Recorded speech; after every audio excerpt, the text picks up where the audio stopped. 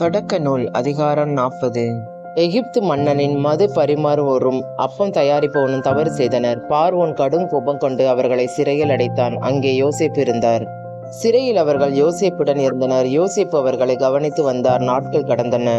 ஒரே இரவில் இருவரும் கனவு கண்டனர். காலையில் அவர்கள் கவலையுடன் இருந்தனர். யோசேப்பு கேட்டார், ஏன் உங்கள் முகம் வாடியுள்ளது என்று. அவர்கள் இருவரும் கனவு கண்டனர், ஆனால் கனவுக்கு விளக்கம் தெரியவில்லை என்றனர். மது பரிமாறுவோரின் கனவு: ஒரு திராட்சை கொடியில் 3 கிளைகள், அதன் பழங்களை பிழிந்து நான் பார்வோன் மன்னனுக்கு கொடுக்கிறேன்.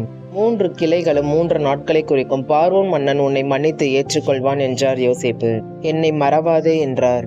அப்பம் தயாரிப்போரின் கனவு: 3 கூடைகள் என் தலையில் இருந்தன, காகங்கள் அதை கொற்றி தின்றன என்றார். 3 கூடைகள் 3 நாட்களை குறிக்கும். மன்னன் உன்னை தண்டிப்பான், காகங்கள் உன் உடலை தின்றும் என்றார். 3ஆம் நாள் பார்வோனின் பிறந்த நாள். ஒருவன் தண்டிக்கப்பட்டான், ஒருவன் ஏற்றுக்கொள்ளப்பட்டான். ஆனால் யோசேப்பை அவன் மறந்துவிட்டான்.